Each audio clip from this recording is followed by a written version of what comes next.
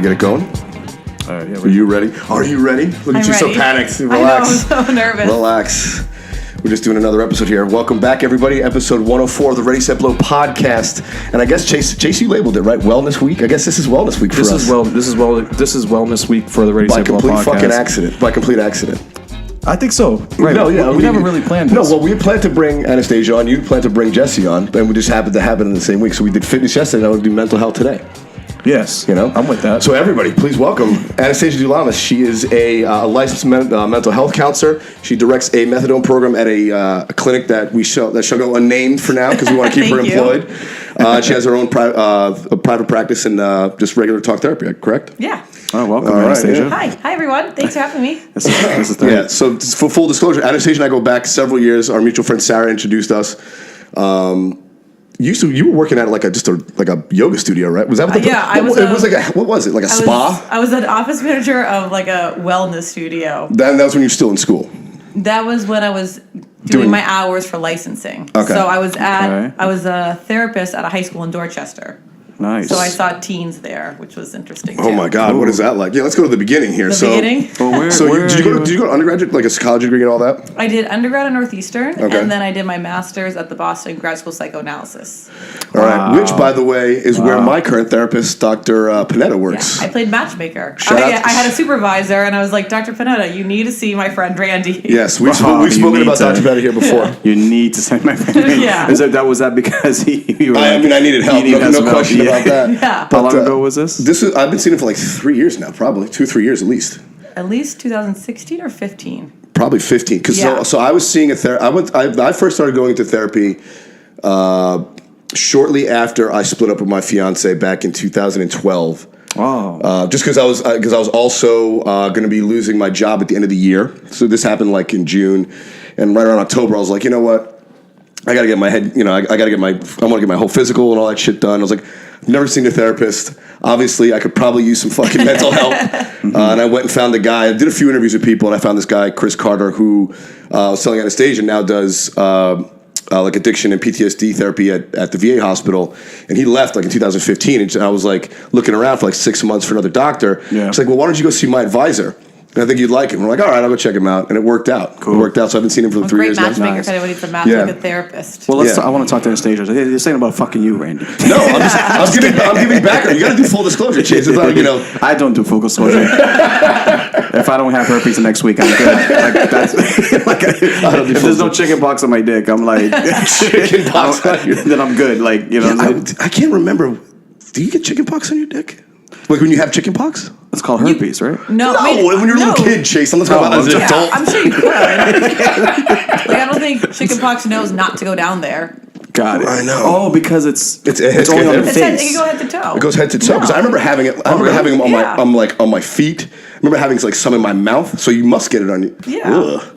I gotta remember that. I was young. I was like 5. Anyway, back to Anastasia. Thank God. Yeah. I was 2 and I had chickenpox when I wanted to know. Yeah. That's weird. Where did you before you went to school? Like in where you originally from? Are you from New Hampshire? You from New Hampshire? Nashua. That's right. Okay. Nash Vegas, we call it. Are you like New Hampshirean? Are you what's your like? I'm getting like a ethnicity. Is that how you say New Hampshirean? Oh yeah, I'm not a native New Hampshirean. So my family's from Greece, but actually the irony is my mom. Greece? Yeah, my parents are Greek. My mom's Greek, but she was born in Zimbabwe. Hey, Malaka! Hey! Yeah. Chase sounds like 3 Greek people, so of course he speaks it. Yeah. I'm Orthodox Greek. So. That's right. You are Greek. Chase is Greek Orthodox. No way. Mm-hmm. Hey! Were you baptized? Yeah. In the Nile River. We've gone over this. Yeah, I was baptized in the Nile River. Yeah. That's the only water in North Africa. But anyway. No, when I was little, I'm Orthodox, so I went to a Greek Orthodox church. So there's a lot of Greek people. Well, they would be there. Yeah, huge. Yeah, a lot of people. But you were born here, correct? Yeah. Oh yeah. Okay. But we go back every summer to see the fam. That's right. That's what place. So, have you been to Greece before? No, I was going to go this year, but that fell through. Yeah. Not because of you. Twice. Once because you didn't invite me, and I was like, what the fuck? Yeah. And then Tyler invited me, and he had to cancel his trip, my buddy Tyler. Yeah. So another Greek friend. Wasn't he there? Fuck, I don't meet so many Greek people. He went for like 4 days, and I go to China. Greek people, that's shit, man. Hardworking people, they're fucking, I love them. We love to have a lot of jobs. Like Jamaicans. Yeah. So you came from, so obviously New Hampshire, and you came to Boston, got your education in mental health, and then you do that currently. Yeah. You help people to get better. I would assume that's the objective. Hopefully not worse. The idea of True. what better is. I remember when I was at the high school in Dorchester, it was, how do you have people not self-destruct? Or when you have such a shitty childhood, how do you have it be as best you can? Because you can never take away some instances that people have. So does it all go back to your youth? Is that like? Cause I try to avoid. I don't know. That's a good question. Like, how much is it like people dealing with their current situation versus like digging up old shit and resolving that when you're in talk therapy? I mean, old shit always affects new shit. Now, I'm not saying you should like look back and dwell on it, but if it hasn't been dealt with, then it's going to pop up somewhere or another. It's like if you throw a blanket over a lump of clothes are still going to be there. Sure. So how do you go about dealing with old shit and that so it doesn't pop up again? You got to talk about it and resolve it. I know, but how does one go about resolving? Is it like talking? A lot of talking in therapy. Is it just getting so exhausted from talking about it? They're like, fuck this nonsense. Well, no, it's like the repetition compulsion. Right? Yeah. So it's almost like you keep, because of a certain thought that's in your mind or perception, everyone keeps doing the same behaviors over and over again. Yeah. The goal is to get the thought to do something new so you don't keep doing the tendencies that hold you back in life. Okay. The goal is to do something new. Yeah. Okay. I heard, I remember one, I don't know if it was Dr. Panetta or if it was my previous therapist, but they kind of described it as, they say people, it's like people are, think about like a big hill, right? You're saying you stand on the top of a hill and you're skiing down it. And you ski down the same path and you wear a track in the snow. Yeah. People tend to, and then eventually you keep going to the top of the hill and it's easier to go down that same track because you're laying, you're sort of digging it in and smoothing out a trail. That's what people do mentally, and in therapy you try and sort of how to go to a new track. To break that cycle of going down the same track they've been going down. Because even if something is bad for you, because it's known, it's more naturally, you're more naturally inclined to do it. Is this kind of why like women go back to abusive husbands? Like, I'm, at least I know what's there as opposed to being out in the wild and. Oh yeah, the unknown is scary. It's very true. I would agree with that statement. Yeah. But it's also exciting, right? I mean, fuck, there's some excitement well, also, to it. society has not helped people. Like, social media has not helped people at all. The society standards for things, I don't think really helps people, especially the U.S. standard for things. You mean like material possessions? Material possessions. Like, if you go to Europe, a lot of these countries in Europe, even the idea of, like, clothes, right? Like, a lot of them will have 2 coats, 4 pairs of shoes, and whatever. Mm-hmm. And in the U.S., it's like we need to have, I need to have 20 pairs of shoes. You go to a lot of countries in the world, no one has 20 pairs of shoes. That's crazy. Like, why do we really need to have all this excess? Yeah. We're trying to sustain a lifestyle in excess, and I'm not sure if the human mind was made to sustain that, or if the human soul was made for that. I think a big part of that is also, the corporations and media. That's. I mean, they're selling you. They're selling you on this ideal. Yeah. I don't know that anyone naturally wants shit. No. I think naturally people want to have intimate connections with each other. They don't want things. But when you're inundated all day with, social media and TV and advertising dollars being poured upon you, saying, "Look, this is what happiness is," or "This look what you don't have." Right. I imagine that's what drives that. I'm gonna be honest with you guys. I think we were all fine before the Big Mac came out. Oh yeah, the Big Mac. It all started because the extra patty. The extra patty. We didn't need it. We didn't need it. I think you could just get 2 cheeseburgers. We could get just 2 cheeseburgers, and then everything would have been fine. But we had to get the Big Mac, and the Big Mac came in, and everyone's like, "Go big. We need more. We need more. We need more." Or I think it really helped. If you go to other countries, like in Greece, it is so hard sometimes to get internet reception, but in a way that almost helps you because you can't have that instant look at Instagram, or you can't have that instant gratification of this or that. Whereas the U.S., internet, we have, if everyone has 3G, it's like, oh, why do you have 3G? It's so slow to hook up. Right. But there is something about not having access all the time that I think actually helps people. Let me ask you this question. I want to ask you this question. Is there a particular age that you would say that someone should possibly talk to somebody, or is it circumstantial? More or less? Do you think at some point everyone should be in therapy? Oh, by 18, I think everyone should be in therapy. I'm in therapy. I love going to my therapist. Well, yeah, that's the question I was going to ask. Don't most therapists have to go see another therapist? They don't have to, but I think they should. There are some programs, like my program required us as master students that said that you can't start your internship until you start seeing a therapist and they sign off that you're okay to start seeing patients. Which to me now, I'm like, it's kind of crazy that master programs don't do this, because why wouldn't you want your students to be okay to go start seeing patients at a certain program? Yeah. I kept on with my therapist when I graduated, so I didn't have to see him, but I kept going, and I couldn't imagine not seeing the therapist. There'll be some times in my life I have nothing to talk about, but it's almost like an investment in the bank, because when shit hits the fan, then it's like, thank God I have someone. Thank God I don't have to start over with someone. You know, when you're like really depressed and down and out, the last thing you want to do. Starting over is difficult with a therapist. It's like fuck. It's horrible. it's like finding a second wife. It's like ugh. Yeah. You know, like you have to go back to all the shit that you worked on with the last guy or last girl. You gotta be like, all right, I gotta fucking start it all over again. Right. Like, so this is why I started. You know, going along with them throughout life. So when shit hits the fan, you don't have to be like, all right, well, this is this person, and this is who they are, and this is what happened. Like, they're already there; they know. Right.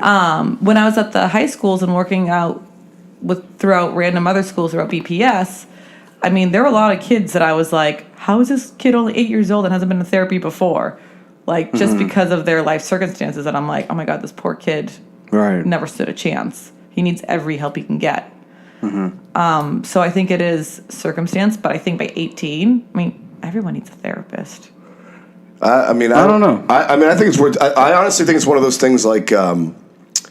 I think everyone can use one. You don't need it all the time. It's like any other doctor. You know, like some people see their general physician regularly because they have diabetes and they have to go every month to make sure they're fucking not gonna they got their blood levels right or whatever. Right. And some people I'll go once twice a year to just get my shit fixed. Or checked or just make sure I'm getting regular checkup. I mean I've gone through periods that I can only comment on for myself, because I'm never going to talk about anyone else's therapeutic needs. But I've definitely. There have been times like when I first, broke up with my ex and started going to therapy the first time, I was going every week religiously. And then if I had a problem, like, I got to call you up and see today. He's like, all right, we'll come in for 20 minutes, whatever, and we'll do something. But there have been periods in my life where I would go 3-4 months without seeing him. I'm like, I'm getting a little off the rails. I got to go see this guy, and then get back on to see him every other week for a while, and then I'll take a break and come back. Yeah. But I do think there is something to having gone and building a relationship with somebody. So if you ever do need somebody go talk to, they're there. Yeah. So, like, when shit hit the fan with my engagement, I was like... Oh, we're getting into the personal side already? Okay. But I was like, thank God I have someone, because it would have been horrible when I was, like, all depressed on the couch and, want to throw myself off a building. I could not imagine trying to reach out to someone. But now it's like, I'll see Dr. Price, like, once a month, every other week, depending... and I asked him, I was like, I think I don't need every week anymore. Can I just go down to every other week or once a month? He's like, yeah. I have patients that come in once every 3 months sometimes, just, like you said, to check in, unless... shit, it's the fan, then they could be like, all right, good Anastasia, now I need you every week. Yeah, exactly. I think, the whole getting therapy and everything like that, I think it's all kind of relative to the person, depending on office. I think where they come from as well. I think. Well, there is a stigma for sure in certain communities. My family in Greece thinks I'm crazy for being a therapist. They're like, oh, what, you go work with only crazy people? But did they tell you how it's a multi-fucking-billion-dollar industry in this country?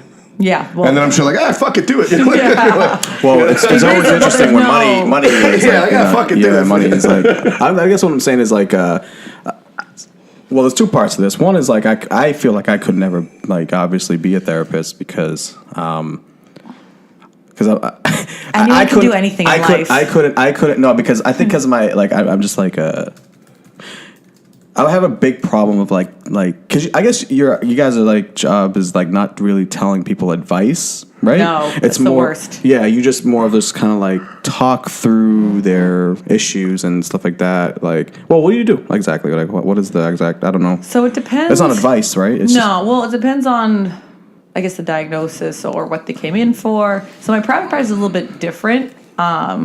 If someone had a guy had a big penis, is that someone get you can get therapy? Why would they talk about therapy? What would we talk about in therapy with? That could be a problem for him. Okay, well, what would the problem be? Or her.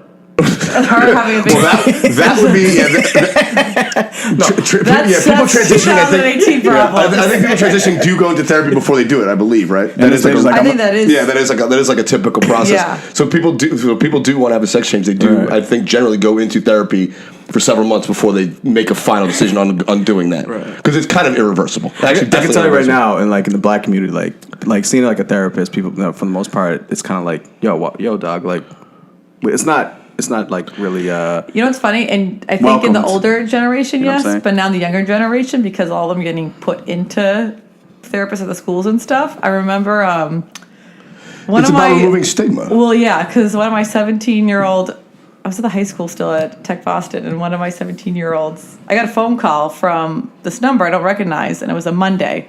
And I'm like, hi, this is Anastasia. And she's like, hey, Anastasia, this is so-and-so. My friend so-and-so sees you for counseling at the school on Saturday at a party. We were talking, and she was like, you need to go see my therapist because she'll tell you. So here's this little 17-year-old giving me out referrals at the high school at her, at a party on a Saturday night because she was upset about her boyfriend. So I think maybe in the next generation that we see a difference in the Black community. Probably, I think, the parents definitely had an issue when the school brought up, hey, I think your kid may benefit from the service. We had to work through that with the parents. Yeah. But it'll be interesting to see what happens in the next generation because now a lot of these kids from the inner city community have gotten services. Yeah, and I think that there are biases. I mean, I think you're absolutely right, Jason. There's certainly biases in the Black community about, not seeking talk therapy because it's like, go talk to your parents or your pastor, which is fucking even weirder, in my opinion. Yeah. Or man up, or whatever the case may be. But those I think are people starting to realize like, there's nothing bad about it because there's just good science behind it. Like, seeing a therapist makes you feel better.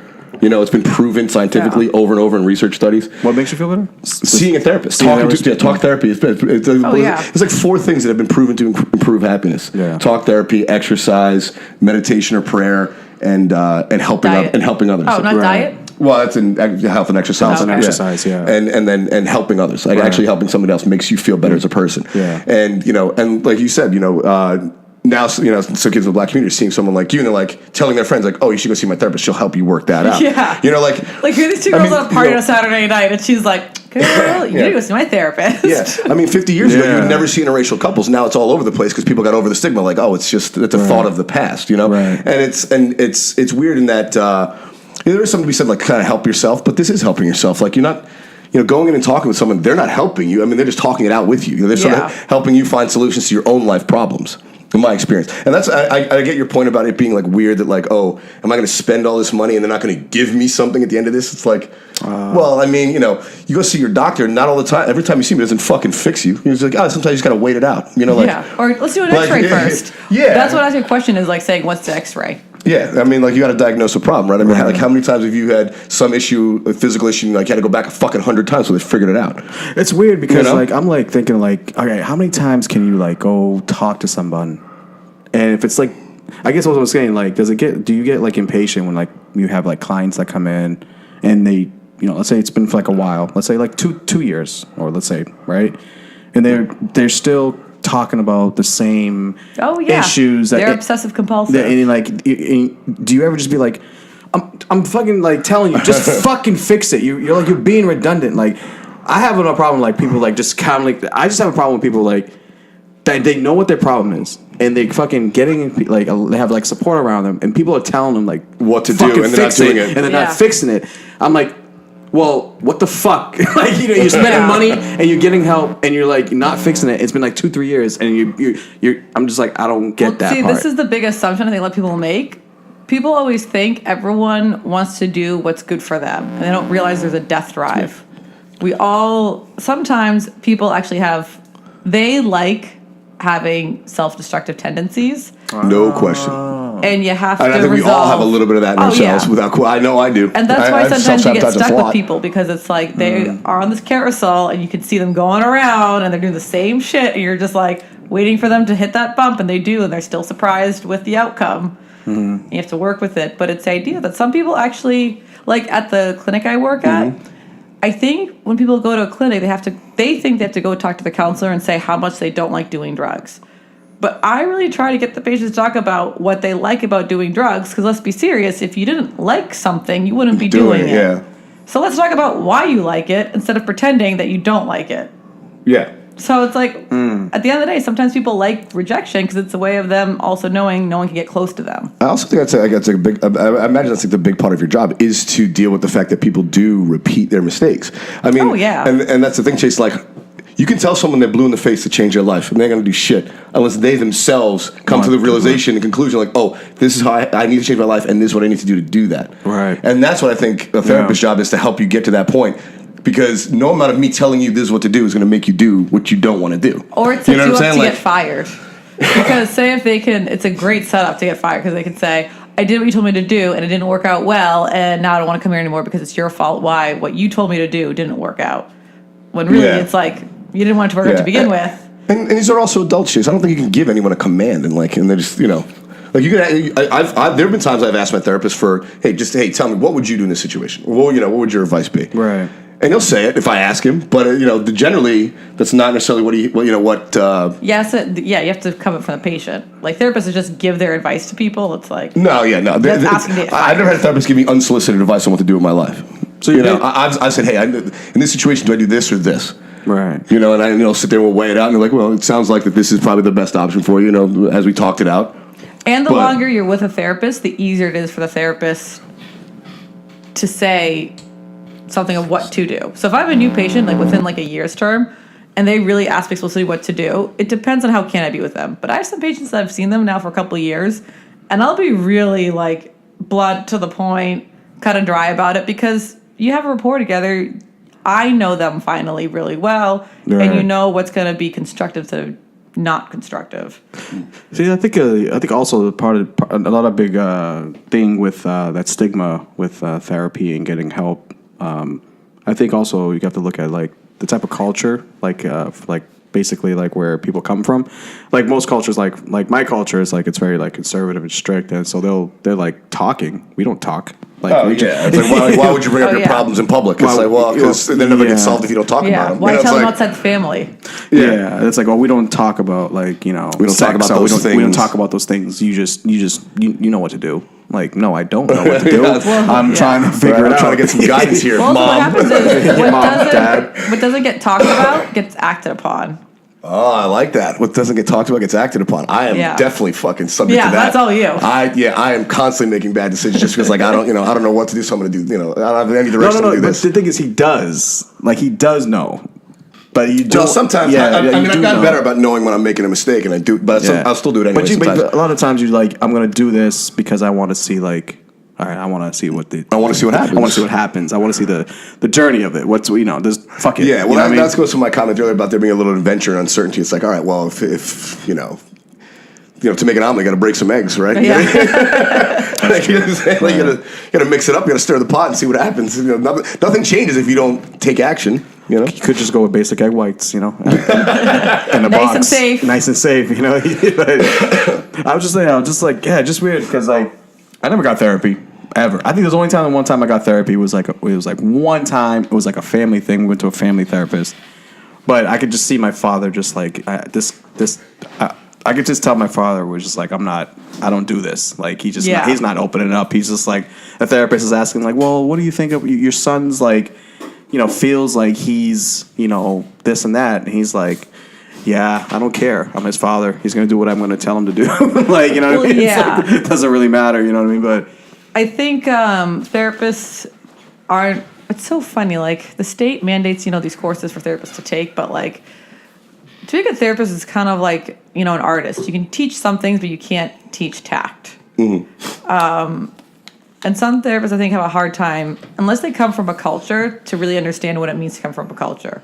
Like if I was working with a Greek family, it's like there's some things you can't ask a dad to do, no matter how great of a therapist you are, no matter how much you know it may help the kid. Mm-hmm. You have to work with who people really are, and to try and get, I think, someone from a certain ethnicity involved in a certain way, it's kind of like you're pulling teeth from it. Like it's not what's going to be constructive. Yeah. And it's funny. That's actually why I changed my name professionally to Anastasia. Why is that? Because when I first started working at the high schools, okay, I'm white, right? And I'm in a school, it's majority of a black community. And, you call up these parents to try and have their kids sign up for therapy. Right. And if you're this girl named Ashley or Sarah, or people call me Stacy. Yeah. You just feel like anyone else. Yeah, it's like, another uppity white lady from so-and-so. So when they heard my name was Anastasia, they would always have a better reaction on the phone. That's interesting. That's a smart move. I kept it as Anastasia, and then when they met me, they would say, So you're white, but you're not like white. Like what are you? Yeah. Dirty white. Well, I think it says something to be said there because, like, a lot of us, well, not a lot of us, me, but in terms of, like, there's also that stigma, like, what's this? They're probably thinking, like, oh, what's this, white girl going to know about our pain? Yeah, how could you know another possibly white know girl's calling me from DCF again, like, blah, blah, blah, versus like, oh, Anastasia, like, Tasia, Right, Tasia, right. Right. It sounds so, like, fucking ridiculous, but that's how. No, it's a smart move. You know what I mean? Yeah, which made me ask you. It's like it's a tactic. Definitely a good tactic. So then they kind of get a little bit. It's like, oh, good, another white girl won't be telling me what to do again. But then when they met me, they're like, wait a minute. Yeah, and I'm sure at the time you were younger, like, what the fuck does she know about the world? Oh, that was because when I was like 23, being like, hey, fresh out of college, your kid. Right. I'd be like, what does this girl all right, know? Stacy, back off. Right. So what would you say are your strengths as a therapist? Because you've spent time in, like, I guess sort of quasi family therapy, working with kids in high school. You've done, you work at a methadone clinic with addicts, and you also do just regular talk therapy for, fucking assholes like me who have too much time to think on their hands. What would you say, like, your strengths are? Which do you enjoy? Which do you enjoy? Have you enjoyed more? Or do you want to get more into? So I think one of my strengths is having people who are resistant to counseling. Okay. Come in and actually enjoy counseling eventually. I have a good way of wearing people down. It might be wearing people down. Might be me. Yeah. It might be me. Might be. You got a new client right here. Session 1. Yeah. We're taping. I also think humor helps. I don't think, Dr. Panetta is pretty humorous, which I think Very it funny helps guy. a lot of times for patients. Definitely does. I enjoy going because I know it won't be fucking depressing. Yeah. Like, it's funny. Me and this guidance counselor used to work at Tech Boss. We always say, if you're not going to laugh, you're going to cry. You know, it's going to be either end of the spectrum. So you might as well laugh sometimes, or else you're just going to be depressed and cry. Yeah, exactly. I also think about making people feel comfortable is actually, I think, has been one of my fortes. Okay. But the population I do actually really enjoy working with is I only started working at the methadone clinic because they offered health insurance. Okay. That was my initial reason. That's the reason most people carry a fucking job. Yeah. But I This day and really age. ended up enjoying, I love being at the methadone clinic. And I love working with people in addictions. Why is that? It's funny. All my anyone I talk to, they all think I'm crazy because no one ever wants to work with addicts because they're a much more impulsive population. They may leave at any whim's notice. But I think when people have seen the rawest of life or kind of have hit those bottoms, there's something you can be much more direct, much more endearing, and there's a lot of humor involved in a weird way, but there's sort of a gallows humor to it. Yeah. Right. But I don't think people realize how much pain also goes along with addiction, and I think that's covered up by impulsivity because you would never get to know the person because they leave before you can even come, or they're going to the next spot. But I think it's something incredible that what they had to go through in life, but they're actually out there in the world doing the best they can. And they're still kicking, kind of. And they're still, I'm like, good for you, man. Like, what's crazy to me is how many addicts there are. I mean, like, we all know several addicts at this point. I mean, in comedy alone, you and I chase no fucking half dozen off the rip. I mean, like, and then you think about drug addicts, or alcoholics. Yeah. like we've got friends who also like. I don't like addiction is clearly on the rise in this country. I mean, even putting open. Like, I feel like for the last 20 years in general, and I don't know that it's because like there's been any more drugs. There's always been enough drugs in this country to get everyone fucked up till the end of time. No, but I think it just seems like people are getting more disgruntled with their lives or something. U.S. wants this is why I go on social media too. Yeah. But U.S. wants a quick fix. A lot of other countries actually will highlight therapy and talk therapy. The U.S. is one of the leading countries in prescribing medication. So once again, it's putting a Band-Aid over a bruise. The bruise is still there, like the cut's still there, the wound's still there, but we're like, here's some pills. Yeah. And it's like, oh, so weird. Are you addicted to those? Now we just take them away because you're addicted to your pills. Right. We never got rid of the initial problem to begin with. Yeah. Sorry about that. And this kind of goes full circle to what you were talking about when we opened up about like fixing past problems versus dealing with current situations. So people just want to and then it's so funny. I have some patients that come to private practice and they're like, so I'm sad. How long is this going to take to get over this? And it's like, you think there's like a 12-week checklist, but that's the U.S. wants that. The U.S. wants like something that's going to be fixed in 12 sessions. Right. Insurance companies set it up that way. They think that, all right, I'm a good therapist, but I'm not that good. I'm not going to cure someone's addiction in 12 sessions. Yeah, I mean, if they're that easy, there'd be no addicts left in this country. Yeah. You know, like Right. if all it was 12 weeks, everyone would be straight by now. With everything. So, Yeah. Well, everything's based like, you know, all these like certifications and medical like whatever fucking credentials is all based on hours and, you know, whatever weeks of training, and it's like, Yeah. and then it's like, oh, they give you paper. It's like, well, yep, you've done 1,000 hours of. Now go out in the world and fix people. And 3,300 clinical hours. Wow, Right. that really that's a yeah. lot. So it's like, how much of those like actual like, but do they even take into account like actually like, you know, what you actually like experienced, you know? Like, Well, and yeah. stuff like that? I mean, that was something I was going to bring up with Jess yesterday too, and it's apropos to this discussion too. It's like medical professionals, like doctors, MDs, like guys who write prescriptions and do surgeries and shit like that, or women. Yeah. I've learned that they have very little training, almost no training in nutrition and basic fitness, and very little training in mental health. Oh, yeah. Which is like, what the fuck? Like, I feel like like what you're putting in your body and the exercise you're getting and how you feel emotionally is like 9/10 of your fucking health. Like, if you're stressed out, you're going to get gallstones and fucking ulcers and, you know, and God knows what else. Like, if you're not eating properly, you're gonna get overweight and you're gonna get diabetes. And doctors are giving people out insulin. They're not giving out medical advice. They're not giving out nutritional advice. Yeah. Well, you It's know what's really funny? bizarre. You One know what I'm of saying? It's my- weird. They're missing big parts One of my of patients your at health. the clinic, she's overweight and she's, you know, she is clinically obese, so she goes to the doctors a lot. And she goes to she went to the nutritionist that the doctor recommended her at one of these major hospitals. And she was like, all right, I need to lose weight. And she wanted the nutritionist to give her like a nutrition program. Yeah. And, you know, an exercise program she could do on her own. And they go, oh no, we're going to do surgery. And she's like, well, can I Yeah. try and fix this on my own before surgery? And they're like, no, surgery. It's like the U.S. is so quick just to shove people some pills, do the surgery, do this. Money. Yeah, but they're not. And then people don't care want the about the patient. 12-step program of how to fix things. And I'm like, well, that's not reality. But sure, if this is what you want for now. But then I'll see you when you relapse in a couple months. So congratulations. Right. It's weird how much people like. It's also, I think, how much like self-discipline a person has. Like, how much like actual self-discipline like people can like attain like versus like other people. Some people just have like more discipline than other people. And you know? well, they've done studies on that too. Like there is a finite amount of discipline and willpower each individual has, and some people have a higher threshold than others. Yeah. But no matter what, discipline does run out. Like if you're just like, Right. you know, eating the same thing every day, like you will eventually break because your body like you get fed up. Or maybe just like life shit happens. And then Well, you that's the just thing, get and that's affected why I think by therapy There's a comes lot- in. They help you sort of yeah. regulate those major swings. Like I feel like for me anyway, you know, if I go too long without therapy, the pendulum starts swinging too far left and too far right. You know, like oh, I got to clean up my act, and then I'm like, all right, I fucking, you know, fuck this, I lose control, and and I slide off the rails. But ultimately- therapy kind of keeps that swing shorter. Like it's not as vast in either direction. But ultimately, like, don't you want to like just reach the point where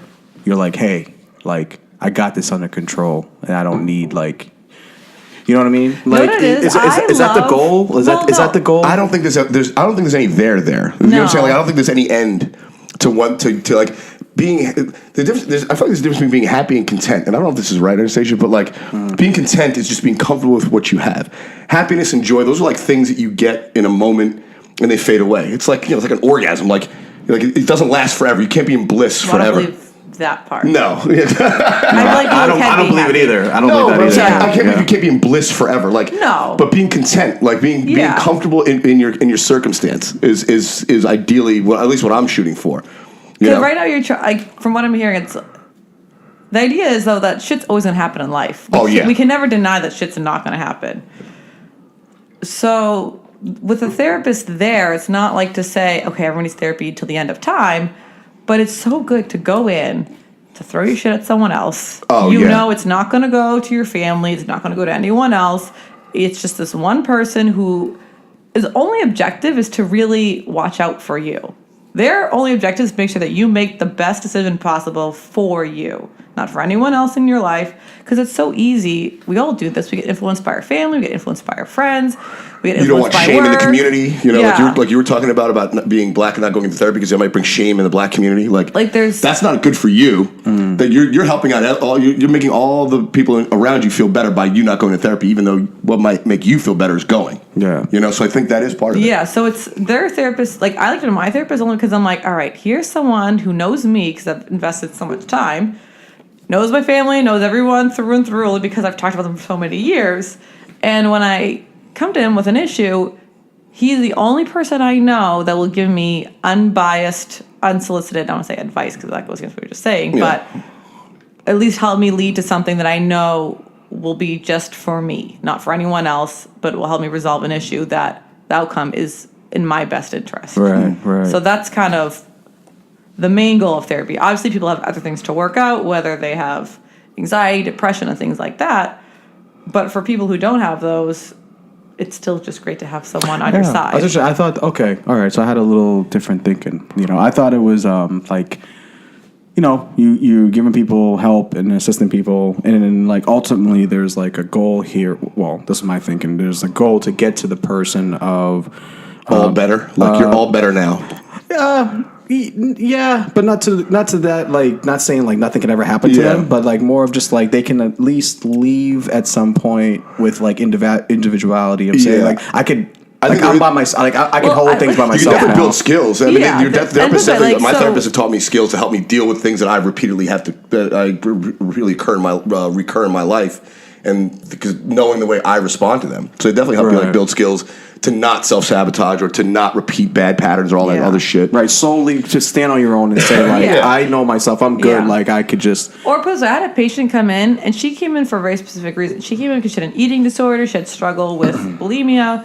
Okay. So that was her thing when she came in. Sounds like my ex-girl. But go ahead. Yeah. So when she, we worked together for about a year, and then her symptoms dissipated, and she started feeling better. And she's like, you know what? I'm really feeling good. I feel like I can cope with all these things.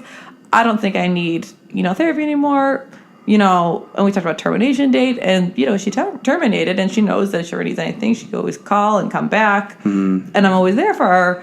But that was something I was comfortable terminating with, is because she had a really direct goal, and she had a direct issue, and so it was, like, obviously measurable when it ended, She was like, I am no longer doing these occurrences, and I feel stable, I feel more confident. And she's like, I feel like I don't need their service anymore. So I'm like, great, that's your personal goal. So we reached that. So I do have patients that have the goal, we figure it out, and they terminate. And then I have patients that they even said, they're like, yeah, I'll probably come to you till the day I die because they just enjoy coming no matter what happens. And you mentioned these two a minute ago, depression and anxiety. I feel like those are the two big ones that people. Anxiety has actually increased, I think. That's what I saw. That's why I go to the therapist. Yeah, by over like 50%, I think, in our generation. I was going to ask about that. Like, so for the listeners, explain what each is generally, and then I was going to ask you about the prevalence, and I feel like it's like a growing problem. Both of them in a weird way. I really think social media. But what's the difference? Yeah. So explain The definition. Yeah. Oh, actually, we can look it up, I guess. But I guess. Well, we got the expert here. She can give us 2 seconds, I guess. Depression's like, sadness, can't get out of bed, low energy, world's horrible, everything's horrible, nothing goes out right. Do people that are depressed tend to focus, like ruminate on things that have gone poorly in the past, or are they worried about things that are happening in the future? Well, worrying about things happen in the future, that's anxiety. Okay, got it. Anything that you depressed about is more past or current. Got it. But anxiety is all about future. And if you have both, then you're really fucked up. Which I'm sure a one lot of people. perpetuates the other, then it's just a nasty circle that goes around and around. That must be an impossible one to break. Oh, yeah. Because you're anxious about things, and you get depressed, and then so you stay in your bed, and then you get more anxious because, oh, shit, I can't get out of bed. Yeah. Now I have all the stuff to do. Right. Yeah, because there's other people that can actually get up in the morning, do shit, but then they're like, they got shit going on. Yeah. They And have then there's anxiety, like, right? I always So feel anxiety's like- been up 50% in our generation? I think it's definitely high. I was reading an article, it's high up there. Wow. And honestly, because social media does not help. Like, I love social media too, there's the next person, but it really needs to be limited. And I think some of these apps where you can, like, I have, some of these girls that come in and they just torment themselves because they don't understand that there's these apps out there that can adjust people's bodies, they think they need to look a certain way. They see all these models on Instagram and look a certain way. It's terrible. People are out somewhere, they realize they don't get invited. There's something about not knowing everything that protects our mental health. And I think by us being able to know everything and being able to connect to everyone, like, it's good to let go of an ex. Stop following your exes. Right. I talk about that in my ex. We don't need to be checking up on them. Yes, Randy, you should stop that going forward. I don't do that badly. We don't need to be checking up on them. We don't need to be knowing about where they are on a Saturday at a bar, because then you could potentially run into them. Like, all that stuff just adds to it. They're like glued by their phone because they're looking for the next update or the Snapchat story. I feel like it's a fear of missing out. Like, it's a constant fear of missing out. Oh, that's the worst diagnosis. It's like everyone's doing something cool and you're not. Is basically what the internet is telling you all day, every day. But I want people to start posting when they're not doing anything cool. Like, this is me getting a flat tire. You know what I mean? Where's that post? This is me at my mom's funeral. Or whatever. You know, like, pick some other horrible... Like, yeah, because every event on social media is mostly positive. Oh, yeah. You know? No one's going to be like, wow, this is me, failing at life. Here you go. Here I am at the cubicle again. Every day post a picture of you at your cubicle. I would like to see... I think I was reading this the other day, or I might have heard about this. Like a different type of social media where you post something, let's say Twitter, for example, you write whatever amount of characters or something, and then you don't just have those characters, don't have the like button, don't have the retweet button. Oh, just to put it out there in the universe? Just put it out there, and don't. And there's no instant gratification or non-gratification of whatever you're writing. That's interesting. Because that's a good idea. Because hey, fucking listen, like, most people who are doing this stuff is looking for some type of fucking response, right? That's why we put it out. How many likes I have, how many retweets did I get? Like, I'm if you separate this post, I only have 5 likes on this shit. Delete. Oh yeah, like it didn't happen if I delete it. Right, and it's just like, I mean, I don't know. Maybe that I don't know. I don't know where we like you said, the social media age fucking definitely like helped it, but something about like instinct, like type of like gratification or like wanting to know what, like having people wanting to like know what we're doing. And it's just like, I don't know where it took off. Like, we needed people to like always know what we're doing. To validate every move. Yeah. Like, I don't want to see what tea you got at the tea shop. I don't know what kind of coffee you got. But like, people are always posting about the stupidest shit because they want people to see what they're doing because they think they're connecting. Right. And the toughest part is social media has caused society to not connect. People feel less connected than ever today. I don't know how. Well, have you seen these Facebook lonely. ads? Have you seen the Facebook ads where they say the best thing on Facebook isn't on Facebook? Yeah. Hashtag get together and play with each other. It's like, they have to tell you to stop using their product. That's how addictive it is. Do you know what? I was at the high school and I had to talk about going from the ground up. Like, I had to help students identify what feeling they were feeling because they were so inundated with like computers, social media, video games that when they all got together, they couldn't verbalize or figure out how to act together. So I'm like, no, you're feeling sad. Like, that feeling that you're describing, that's sad. Let's start there. Start labeling feelings to, That's crazy. It's so sad. That's crazy. Kids not being able of how to function in a group, like, that's going to be scary. We need to get kids off these. If I see another kid with an iPad waiting at a restaurant, no, let the kid learn how to wait. That's just lazy parenting. Let the kid learn how to wait. Bring them coloring books. Like, we all had to figure out how to do it in society. We've talked about that at length before. Like, kids are, we won't mention your age. We're both over 35. Thank you. No, I am under 35. I say we both, me and Chase. I was playing Chase. All right. Sorry, guys. I was like... We're both over 35. She was pretty calm. I know. She freaked out right there. She freaked out right there. I'm fine. Yeah, all right. But when it says she's human, guys. She also feels. No, but I feel like as a kids, I remember being bored. I don't know if kids are bored anymore. There's always something for them to do. Yeah. Like, I would just be like, what the waiting around in the waiting room, like, I'm bored. Read something, go outside, do something. How to be bored. Yeah, that's what I'm saying. You gotta let your mind wander a little bit as opposed to just being random. It's actually funny that you say about mind wandering. So if you think about impulsivity and how that's gone up too, and you hear about ADHD and you hear about, the increase in addictions. So fantasy is one of the strongest thing a child can develop because through fantasy you can help ward off things like ADHD and impulsivity. Really? With fantasies? Because in fantasy, if a kid learns how to fantasize. Or dream, would you put that in the same realm? Yeah, the same dream pot? and fantasize. Okay. it's having someone learn how to sit with a feeling. Yeah. And then not only learning to sit with a feeling, you're also thinking about consequences. So when you're a kid, yeah, you may be fantasizing about fun things or, whatever, but that will develop with you. So then when you're older, you can sit with the thought and think, okay, if I do this, what's the consequence? If you ask people who struggle with impulsivity disorders or addictions, like with my patient at the clinic, one of them has a tough time quitting smoking, and I always ask them, well, what do you think about before you light a cigarette? Or what do you think about before you use any substance?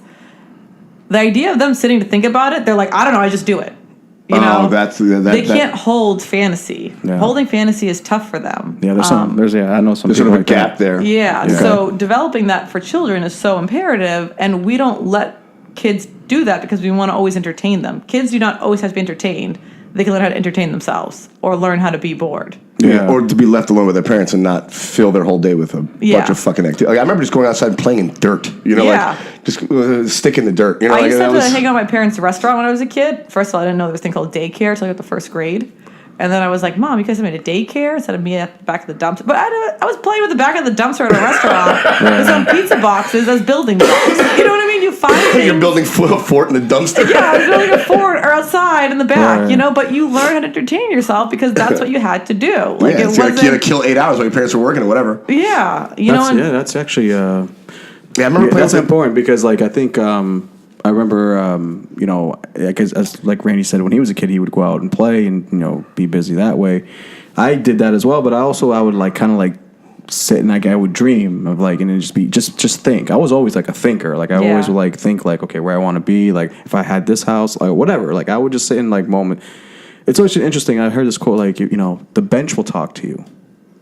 You know what I'm saying? Like if you just sit and just like fucking let your mind just wander and like let it just thoughts will kind of pop up. Thoughts will pop up. Things will happen. You start feeling like you have like feelings start like emerging. Letting feelings come in. Passion. You know what that is? Empathy. That's meditation. That's kind of what what adults do. Is sit down and with your own thoughts and just let them come up and fall away and come up and fall away. But people are scared of their own thoughts. Because I always ask. That's where the addictions come in. Every time I always ask someone, like if someone's telling me like something, right?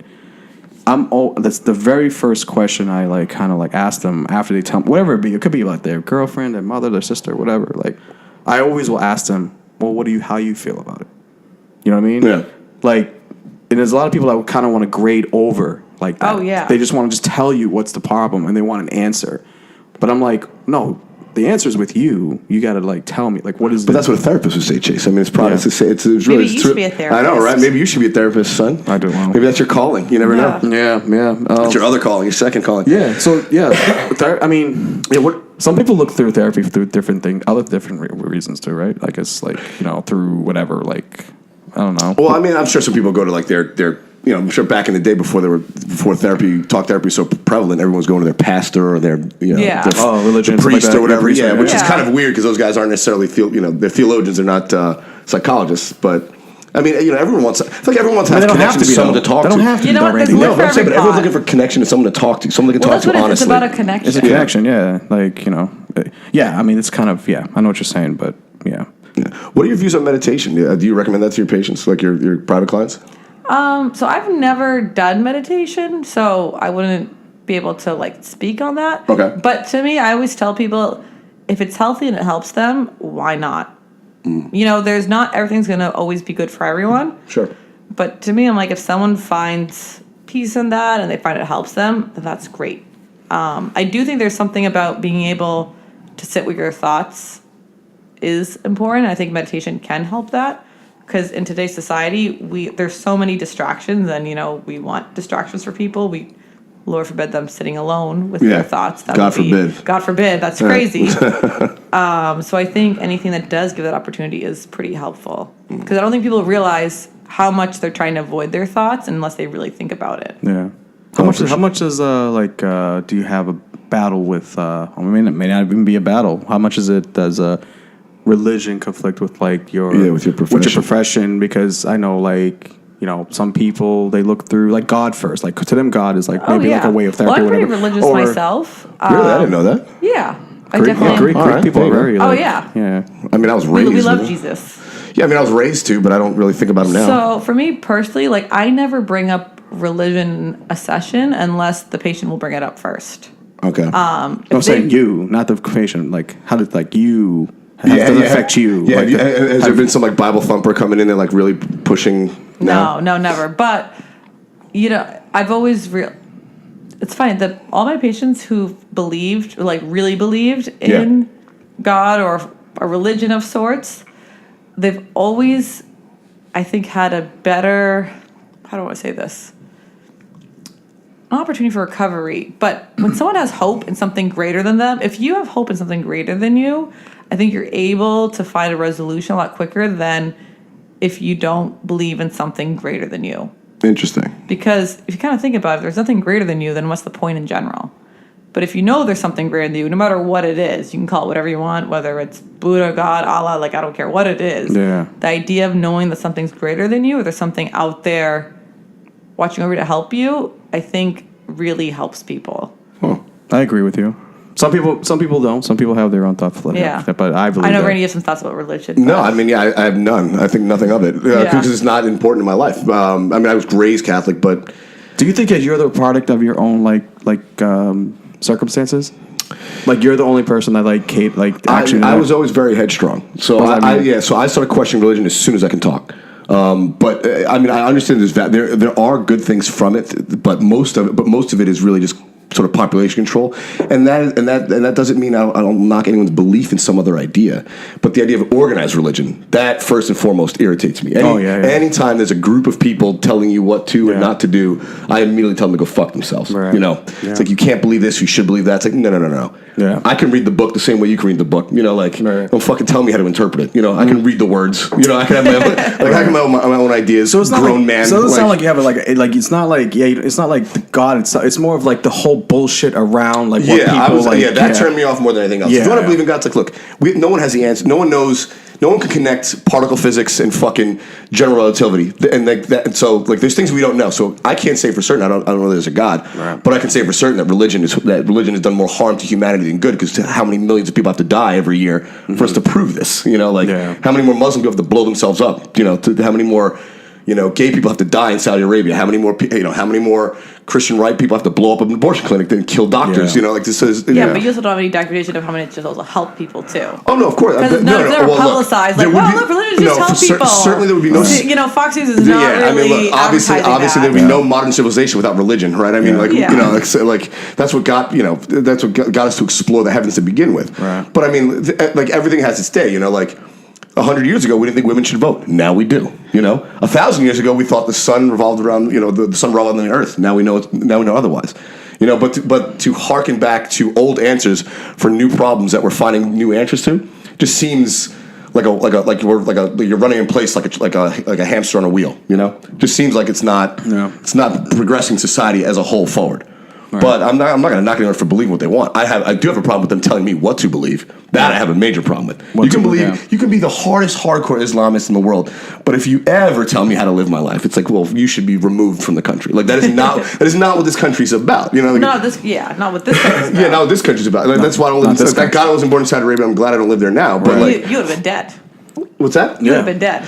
Yeah. No, I probably would have had 7 wives. I'd probably living pretty good. But I don't think you would have been shot by now. I think you would have been shot. Oh, for my beliefs? For your mouth. Yeah. He probably no question about that. He probably just have to adapt to survive. Yeah, exactly. I'd have to start lying more often. Right. Yeah. What do you think about psychedelics in mental health? Because now there's because I know that there are, you roll your eyes, but there are clinics out there doing ketamine therapy for depression and psychedelics to get over addiction. Have you heard about this stuff, or is it all just bullshit to you? I've heard about it, but I think it's a little too early. I think it's a little too funky. Put it that way. Really? The idea of replacing an addiction with an addiction is. Oh no! No! It's too early. Let us finish. I want to hear this because First of all, it's making me very hungry. But you can't get addicted to psychedelics. No, I know. First of all, but it's still taking the idea of taking a substance, But how's that any different than Zoloft? Who says I believe in Zoloft? Okay, fair enough. Okay. I believe in, put it this way. These are fucking Harry Potter characters' names. Yeah. What the fuck? Zoloft is a prescription depression medication. Yeah. Psychedelics and ketamine and psilocybin are recreational psychedelic drugs that people take, like mushrooms and E, raves, Molly. White people shit. Got Yeah. it. Okay. I'm with you. I got it. White people shit. Yeah. Even I hear These are fucking Harry Potter names. So What the fuck is that? I'm sorry. Go ahead. Sorry. I'm not saying that, if I hear sometimes people need medications for a certain amount of time, which is fine. I understand that. All those medications, I think people should be seeing. If you have to take Zoloft or any kind of prescription medication, see a therapist because there's obviously I don't think you should do one or the other. I think it has to be in accommodate. tandem. Yeah. Okay. And even at the clinic, I hear some of my patients that use marijuana because it helps with this or that or whatever. And I'm not saying that things like this don't have benefits, but it's the idea that you're looking for a substance to alleviate something. Oh, yeah. So it's like, what's going on that you need to reach for this substance? And no one ever wants to talk about that.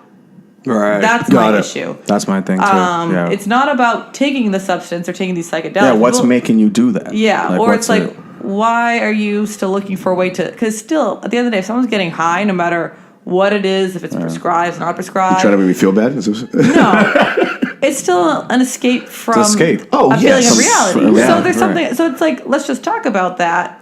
You can still do what you want to do, but my thing is saying there's something about that should be talked about. My thing is, too, on top of that, is like also people that also do that, and they also...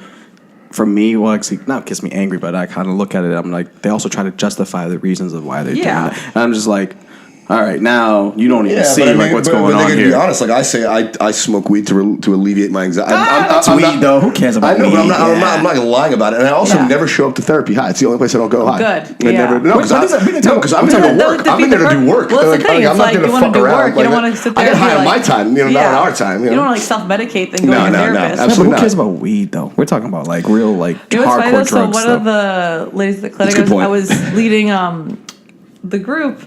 And I asked her, I was like, oh, so she said that she relapsed. I'm like, oh, so what happened to make you want to, use again? And she goes, because I like to get high. And I was like, you know what? Stupid question deserves a stupid answer. I'm sorry about that. You like to have a drink. I mean, it happens. It is a nice relief at the end of the day. Like, all right, enough of my bullshit. Yeah. For a few hours, I want to. I mean, my drink has deviated my whole life and caused me poverty. But that's what I'm saying. You're not an addict where you're just shoving your life down the toilet with it.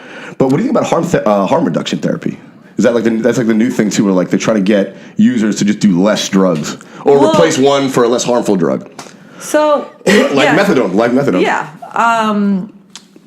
What's funny? So I remember I did an intake once, and I was like, through the intake process, I'd asked this person who just came from on the street. I was like, oh, so how many arrests have you had in your lifetime? He looks at me, he's like, about 56. Holy I was like, shit. 56 arrests? He's like, yeah. I was like, how many arrests have you done since you started methadone? And he's like, oh, 0.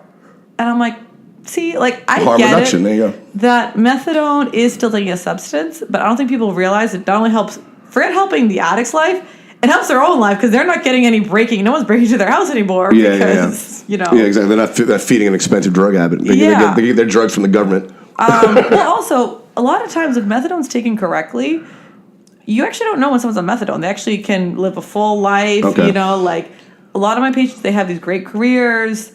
They're stable now. They're on jobs. They're living a full life. It's the people that do methadone with the cocktails. They take clonidine, Klonopin, and take them on the sun. Yeah. And you see them doing the Matrix down on Mass Ave. Oh, yeah, just a dopamine, whole thing. That's obviously not helping them. But people who just are doing methadone in the way it's supposed to be taken, it actually helps people. Now, do I think they should be on it forever? That's, case by case. I think, there should be steps to be taken. But there is something to be said that if it's not helping their life, why not help them to get to that point they need to get to? But do I think people should replace somebody was like, I just did coke, I didn't do heroin. It's like, yeah, that's not. No, it doesn't really trade out that way. Yeah, they're both pretty bad. Yeah. Neither are good for your heart. No, not at all. I have a question about. Get your questions in. I guess she gets paid pretty good by the hour, right? That's what I'm saying. Get them in. I gotta get it. That's all another scenario.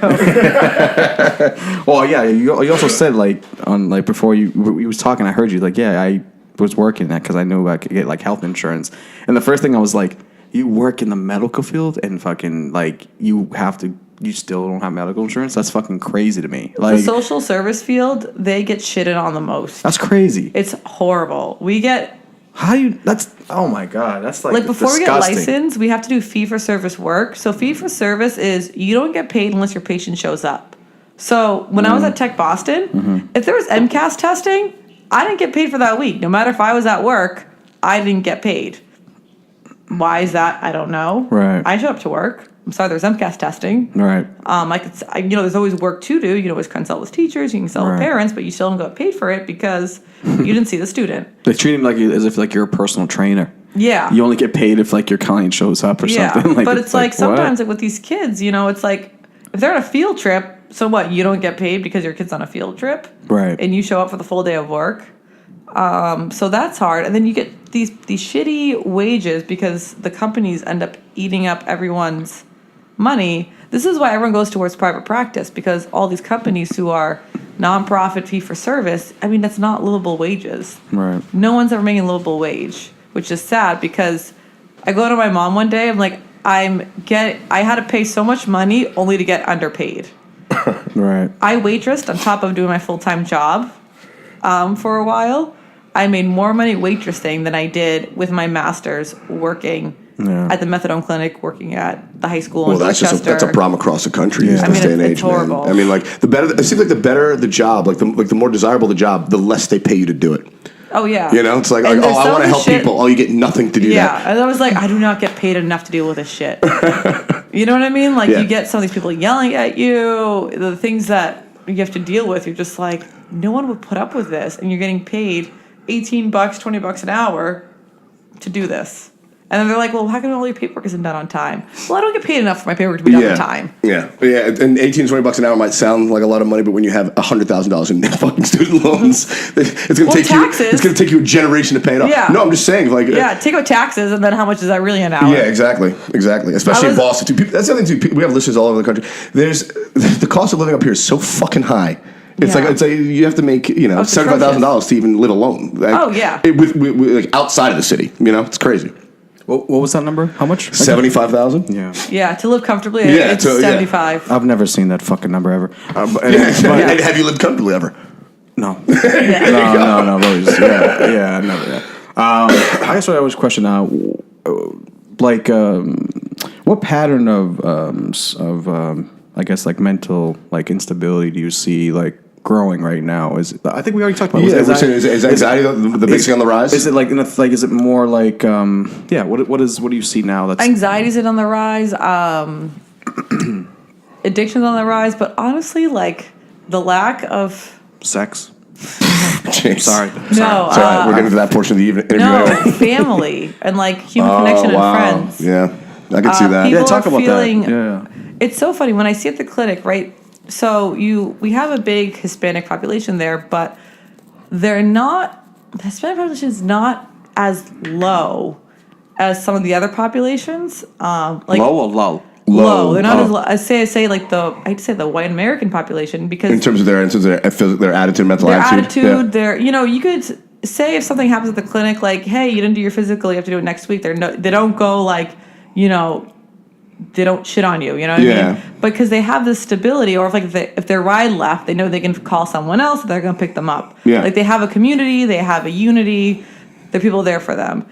Whereas, I hate to say it, but you look at white America, and a lot of them don't have that kind of connection and that community base that say people from a specific ethnicity group has. Because they're making $75,000 and more. And they're living in their bubble. I mean, I hate to say it, the low economic white America, a lot of them are pretty isolated. Yeah. It's not... Sure, up by you to New Hampshire, I'm sure it's full of fucking isolated white. Like the Greek community, or Alabama, or like for sure. Like if anything happened to me, God forbid, or something in my family, I know I can go to like the church where the Greek community is, and I can tell the priest what's going on, and he'll go, okay, we have someone that needs so and so, and all the Greeks will come together and they'll help you out. Huge. Yeah, there's something about being from a community that is knit and just always knowing they're going to be there for you versus being alone in the world. That is something I learned in the poor community, growing up poor. I'm sure you've seen this. Like, you always knew someone who had a hookup. Like, I have a guy for this, I have a guy for that, a guy who helped me out with this. That was what I'm saying? Like, you always have like an angle to take care of something. Like, you might not have it at all times. But if you needed something like, I need this, I know who to go to, and I can get my hands on, on whatever it is I need to get, some fucking food, a few bucks. I can call this guy for a job, or this guy has the hookup on cable, or whatever it is. Yeah, it's something. A stereo might be hot, but if you need a stereo, they have a stereo. Like you had somewhere to go for someone to help you. Right. And now it's like I feel like people don't know where to fucking turn when they need help. No, and even like there's a lot of. Within the Black community too, there's a lot of connections between there too, especially depending on if they're from, Haiti, or if they're from an island. You always see that strong connection. But I hate this. I don't want to stereotype, but I am a stereotype. But the lower economic white community, it's very isolated. I think that's why you see. I hate to say it, it's the white kids that do all the crazy shit, like shoot up the school. Oh yeah. People used to ask me if I felt scared going to the high school Dorchester, and I was like, no. I was like, because if I get shot, I was in the way. Yeah. You know what I mean? No one's aiming at me because I don't owe anyone any money. It's targeted. Yeah. I was like, but if you're at a suburban school, it's more unsafe to be at a white suburban kill everyone in the room, because you're gonna have this crazy white kid who's gonna feel isolated and alone, not have any family, not have a community, not have a family, and go in with a machine gun and just blow up everyone. Yeah. You know what I mean? Like, that's scary to me. And I think that's what's happening is people who feel more and more isolated will end up doing more and more detriment. Whereas people, if they feel part of a community, it's such a different feel. Oh yeah, definitely. Yeah, if you feel it's always if you're part of like something or if there's a togetherness somehow in your life with something, it could be. Maybe it could be comedy. It could be even something that's it doesn't have to be like with people, but something that you feel connected to, that you feel empowered or something. Then you're like, I have something I can rely or fall back on. Yeah. Versus like if you have a certain emptiness to something, you're trying to search for something and you get kind of lost. Or you're so empty, you want everyone else to be empty, so you're like, fuck everyone. Yes. Everyone's being empty now. Yeah. Yeah, like you project your pain onto everybody else. Because also you can understand, like, all right, say if my car got broken into when I was in Dorchester, you can understand when someone's hungry. You know what I mean? You can understand if there's been, just kind of a crime of need, like I need money, I need drugs, I need this, I got to take your. But some of these things that happen in the suburb, it's like weird shit happens in the white suburban community, or say in the lower, I hate to say it, white, like lower economic standard, that you're like, that's just weird, and it's like it's sadistic, and it makes people just like feel the guy isolated. down in Texas who shot up a church and killed 19 people. It's like, what are you crazy? Like, I don't think people I'm actually more afraid for like at night. I'm more afraid to get in a taxi who the taxi driver is a white 50-year-old man than if I see someone's like an immigrant or ethnic or something. I'm like, perfect, I'll be fine. He'll be quick. He'll be efficient. He's not looking for any trouble. He may drive kind of crazy, but he won't do anything weird.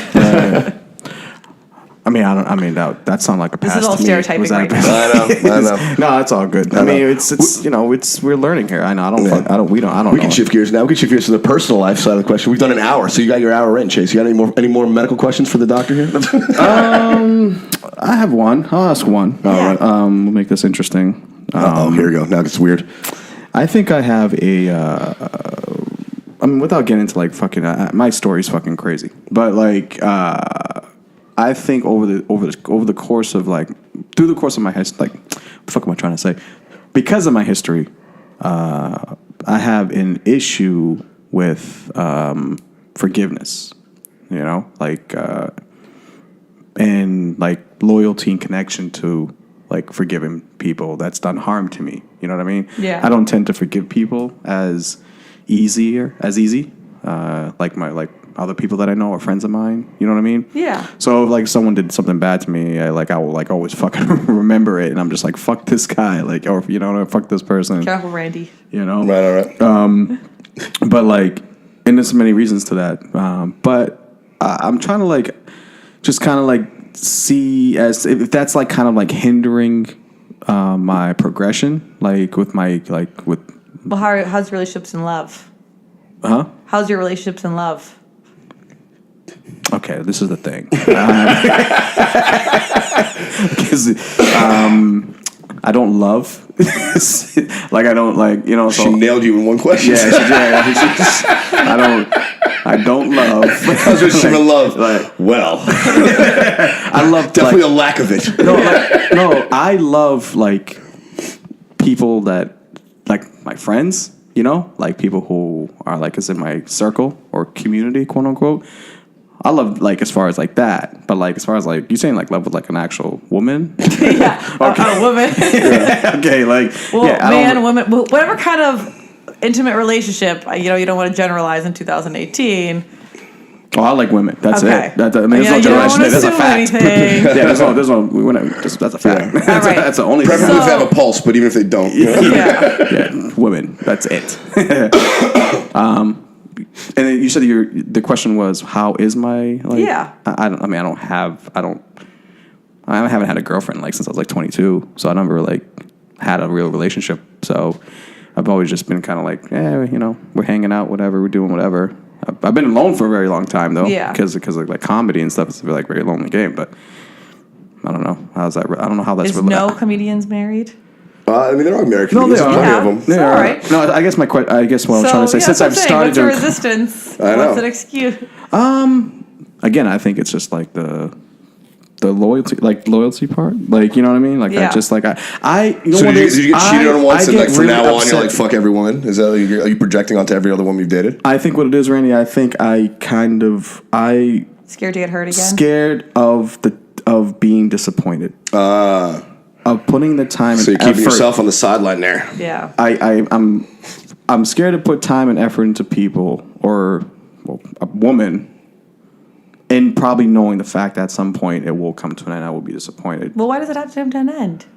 Because I've seen through like other people's like relationships and like just through like patterns of like certain things, like everything comes to an end at some point. I feel like you like somebody, you fucking high, and then something happens and you're not together anymore. Like you know what I mean? Like that's But also there pattern. could be like death.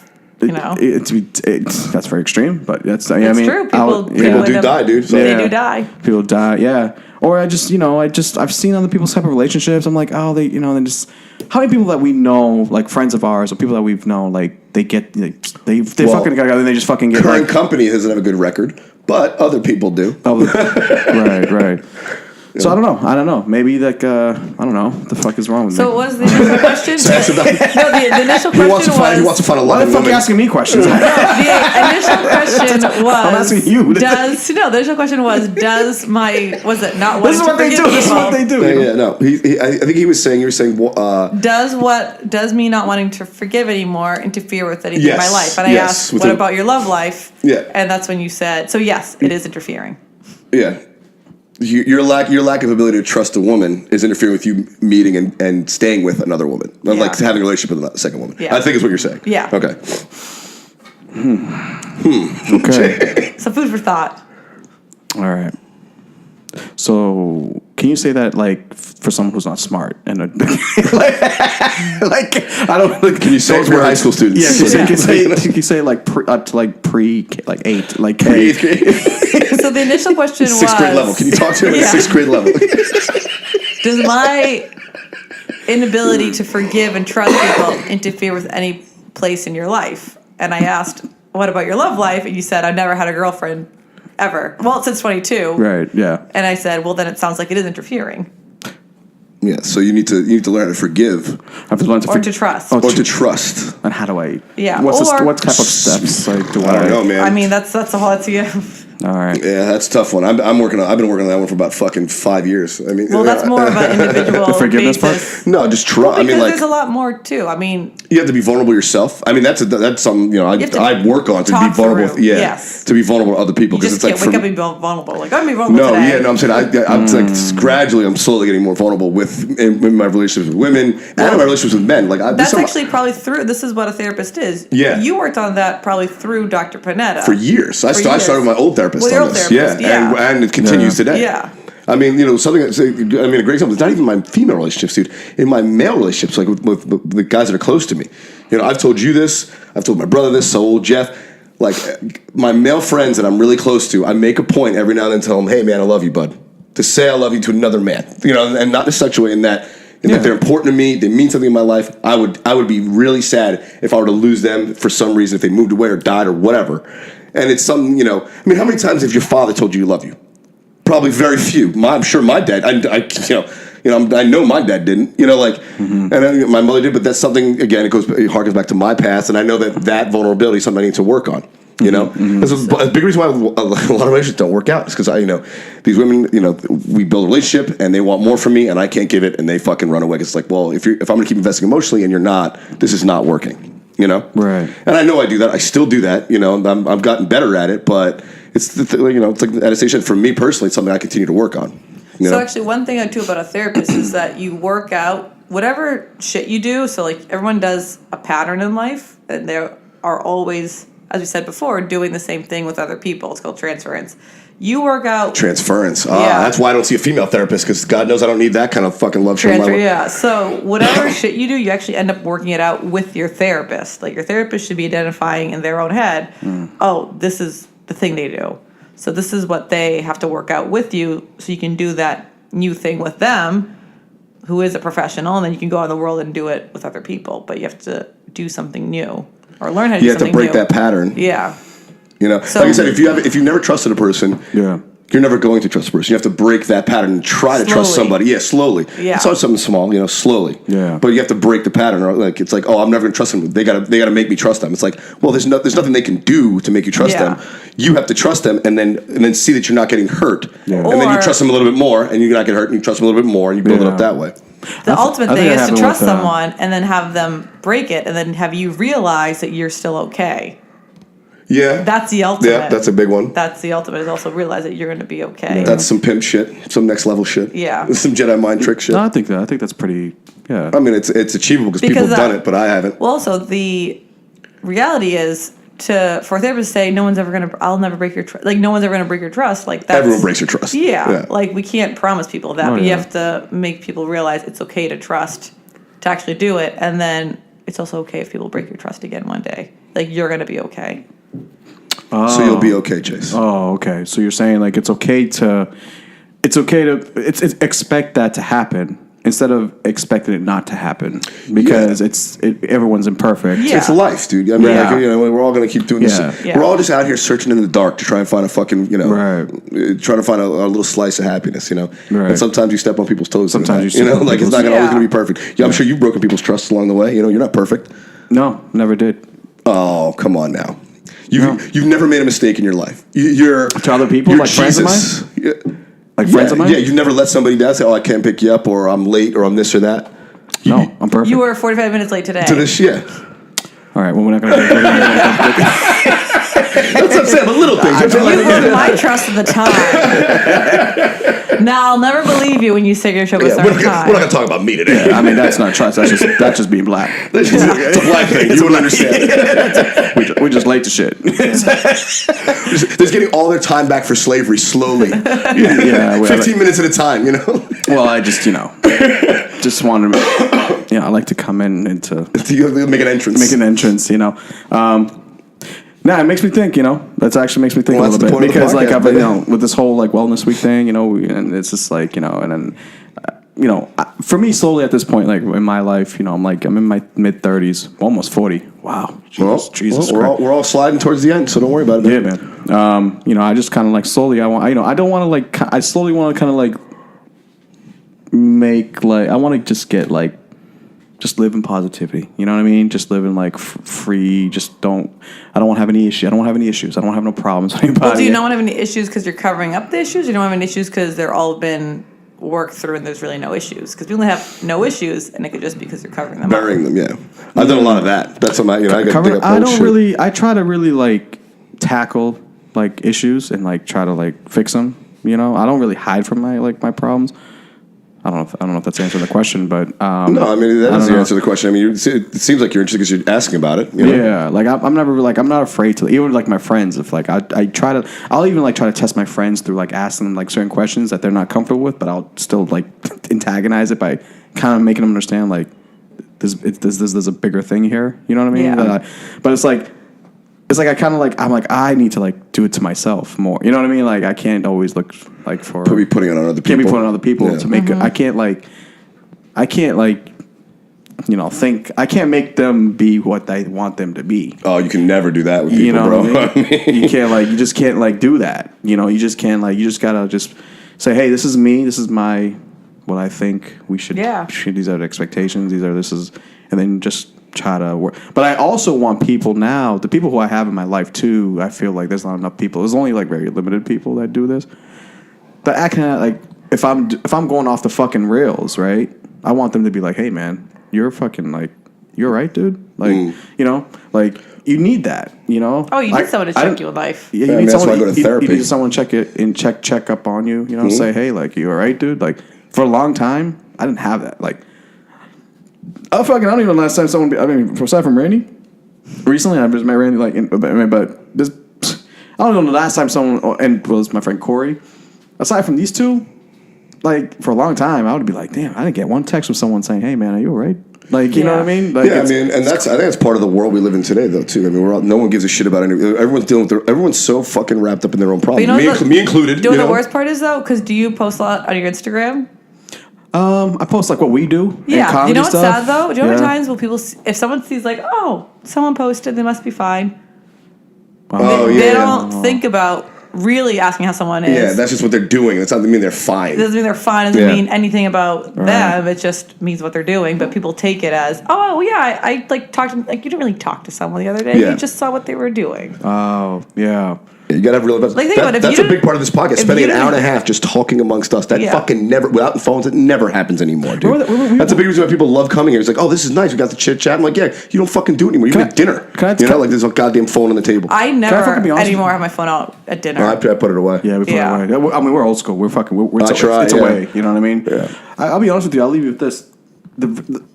The last time that I felt like I had a good time, like just like nice, genuine good time. I didn't even tell you this, Randy. What's that? Was when we were in LA recently. Oh yeah. And we went to a friend of ours' house as a comedian, Jeff. Yeah. We went to Jeff's house. Just fucking kicked it and smoked cigars on the back.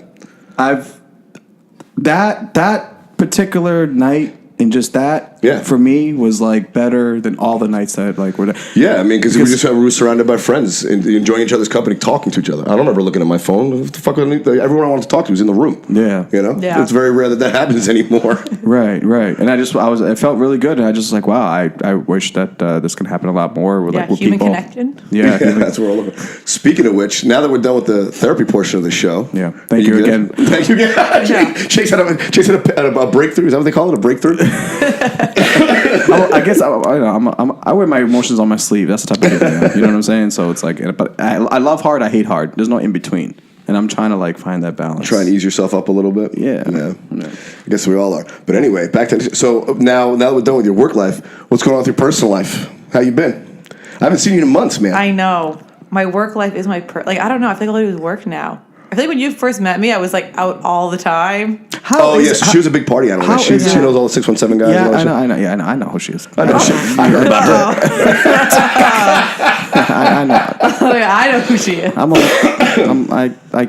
These are my streets. Yeah. Do you feel like it's hard to kind of like, you know, that whole stigma of like, oh, if you're dating somebody and then someone's dating like a therapist, like that whole like thing, like, oh my god, I'm dating a therapist. Like, I've dated several therapists. It's kind of scary. Is it like kind of like scary for that person because they're always thinking of like when I'm going. You know what's funny? I always think it's the most interesting when they're like, oh, are you gonna read my mind? I'm like, no, but now you have something like to me. Now you say that. Now I got to worry about it. Yeah, because I'm like, if that's your reaction, it's like, so what do you have to hide? Or they could just say a joke. Anywhere there's a joke, there's a stem of truth. Oh, there you go. Damn it, she knows what a comic is. She got it. She got it. Yeah. No, yeah, it's been a while. So, I mean, you guys can talk off the air, but like personal. We did it last night with Jesse. That's part of what we do here. Right. You know, he's like, I don't want to hear about her personal life. Is what I'm really trying to say. No. I'm just kidding.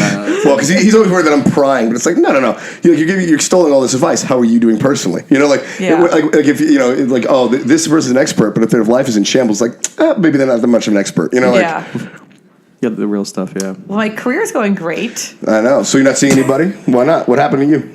What happened to me? Are you still going out? Are you still like hanging out? What happened to you? Well, I'm going out, but like, I don't know. It's like I started liking someone, and then he ended up not okay. Can I read you guys the last? Oh, absolutely. Of our messages?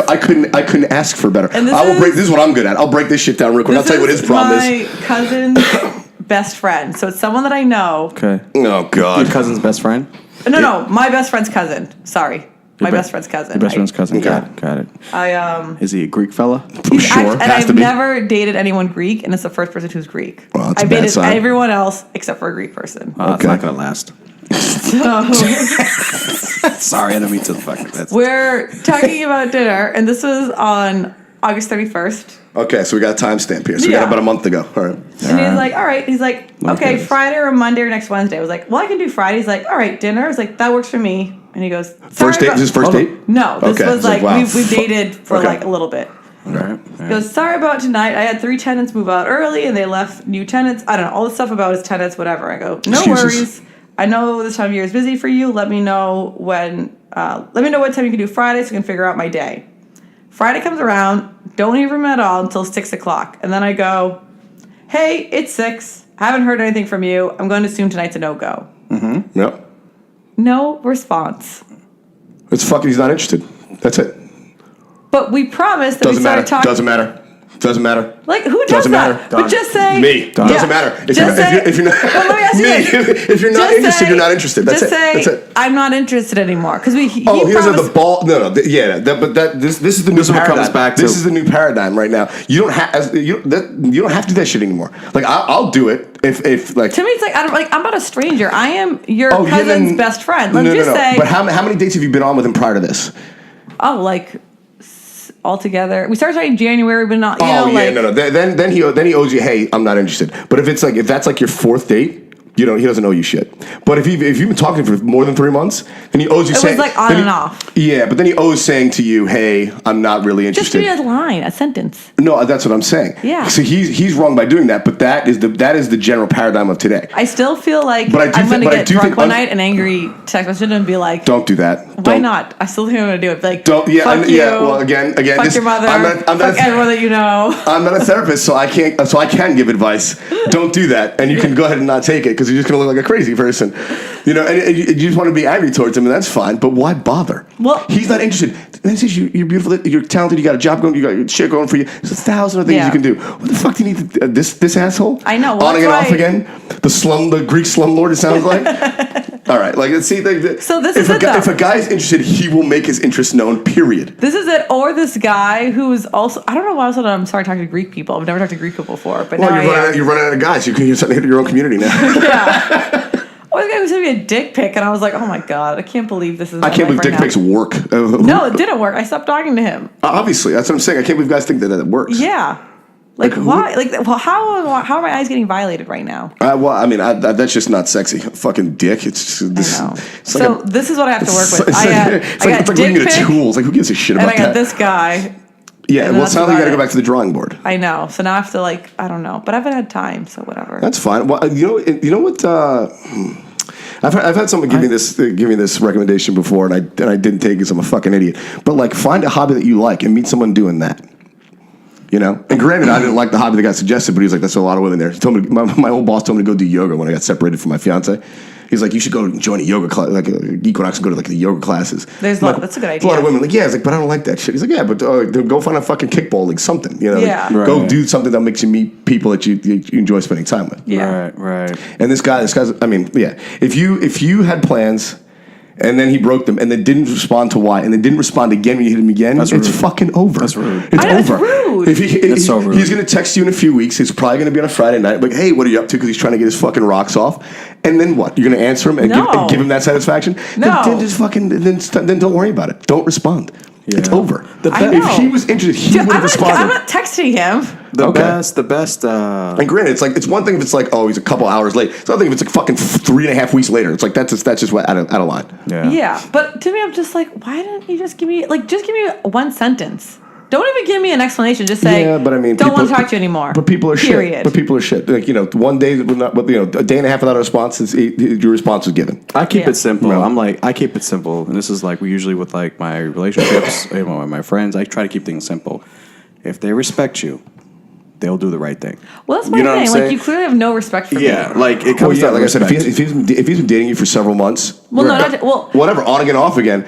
You know the guy. Like, Yeah. like if I were to like sleep we're not with- strangers. Put it that way. Yeah, no, that's the thing. Yeah, if it's someone I met on Bumble 3 weeks ago and I just stopped talking to them, I don't know that. No, woman and I anything. wouldn't expect but that there's a guy either. you've talked to for several months. He knows members of your family. Like, then yeah, the least you can do is say, hey, sorry, I'm really busy. I'm not interested in the moment, or I found someone And the else, or worst no, part thank you, is- just something, anything. When we started talking again, I said, hey, my only thing is, please, if you're not interested anymore, just let me know. Don't ghost me. Oh, well, then if you So- told him, You don't have to tell him fuck that, though. Yeah, Yeah. If you went out of your way to tell him and he's still Yeah. doing it, fuck that guy. He's a grown man, and you're fucking like training him how to Yeah, be how to be an how to adult. be a person. Fuck you, you fucking cocksucker. Thank you. But yeah, so this is my life. Sorry. So it was these people. And then, yeah. These people, dick pic and ghost. Got Ghost. it. Yeah, I got it. So it sounds like every other woman I know. That's Yeah. the options out there right Yeah. now. And then, so that's why I'm really just into my career right now. All right. Well, that's good. I know.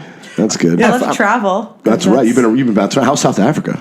Amazing. Yeah, she went to South Africa a few months back. Nice. For like Zimbabwe, for a long South time, Africa. right? For like Yeah. several months. Right? You gotta go to No, the couple east. weeks. That's where I'm from. Okay. Yeah. My mom's from there. That's why. She's still Greek. That's but she's born Greek, there. but she was born in where? South Africa. Zimbabwe. So family there. I don't get was there like a big Greek exodus to Zimbabwe at some point? There was actually a big diaspora in Zimbabwe of Greeks. Yeah. Really? Huh? I never knew that. Yeah. That's interesting. So know what happens? One person goes. They So- realize so it's she's nice Zimbabwe- weather, and she have then a they Zimbabwe call their citizenship? cousins and they say, "Hey, you should come down here. It's pretty nice." Greece and is then cool, everyone man. comes down. So she's a citizen of Greece or Zimbabwe?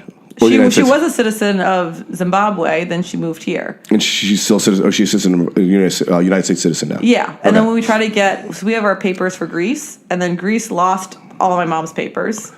She's like, They've been going through some stuff with Papers. it. So she doesn't have a For- passport. to get we have a passport, but to get the passport for Greece, like, Okay. to get a citizenship. for Oh, Greece. gotcha. And they lost all of her papers, including her birth certificate. And they were Jesus. like, "Well, just get your birth certificate again." And she's like, "I can't because the country doesn't exist anymore." And they're like, "What do you mean?" She's like, "Well, it was Rhodesia, but now it's Zimbabwe, and so those papers Yeah. don't exist. You lost my original birth certificate." They're like, "Oh, sorry about that." She sent in their original. well, That was yeah. our first mistake. She I said, know. so that So country's yeah, not so known for now its she order. has no birth certificate thanks to Greece. That's interesting. And in your mom's defense, I don't have a birth certificate either. And That's right. Jason's a refugee. From where? well, that's not the reason I don't have a birth certificate. It's just because I don't think. No, that's the reason. I'm a refugee. They That's don't keep records. yeah, it's Richard just- didn't exist. it's just They're not fucking- going I to don't give know you what records else- of a country that didn't exist when you were born. You just fucking. You had the kid. Yeah. It's just, I don't know. Dude, Yeah, so he was like born in one country, but then there was a civil war and another country emerged. It was where he's from. They thought like they had records before. You don't share where you're from. Eritrea. Oh, Richard. Okay. Yeah, I'm a patron. Yeah. Oh, Eritrea. You know where that is? Look at Yeah, you. it's right by Sudan. That's right, because that's right. You have an Somalia, African mother. Sudan, Technically, yeah. you have an African mother. Yeah, technically I'm Interesting. half African, 100% Greek. That's right. That's nice. My brother played in Greece. Played basketball in Greece. Oh yeah, those are big teams. Not big teams, but a lot of people go Popular. through there. Yeah, So where are you going to next? I really want to go to Morocco. Why? What's with Beautiful. you in Africa?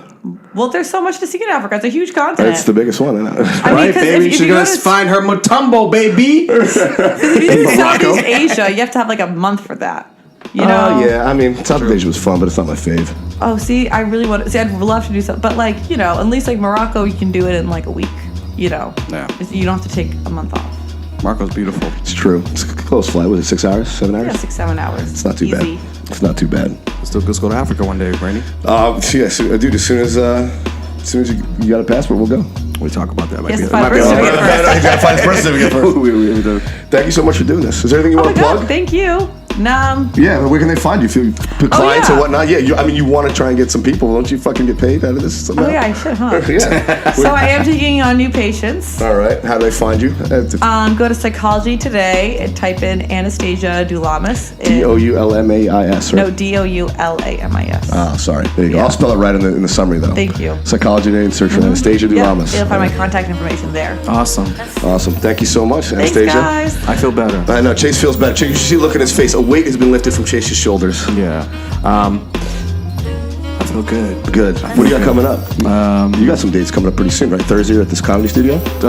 Yeah, tomorrow I'm at the Burren, Somerville. Thursday I'm at the Comedy Studio, Somerville. And I think Fast Saturday I have something. I don't know yet, so we're working on it out. That's right. And my next dates in Boston are 10-1, October 1st at McGreevy's. That's Monday on Boylston Street. And then 10-7, I'll be at Greenbriers in Brighton. That's a Sunday. We're working for you guys. Yeah, and then I don't know where I'm on the road next, but I'm trying to figure it out. I texted Jeff today, so we'll see. Oh. All right, guys, that was it for Wellness Week, or at least this episode of it. Thank you so much, Anastasia. We appreciate it. That was Anastasia Doulamis. The Greek Freak. That's right, the Greek Freak. It's Chase Abel, and I'm Randy V. We're out, guys. Peace. Peace.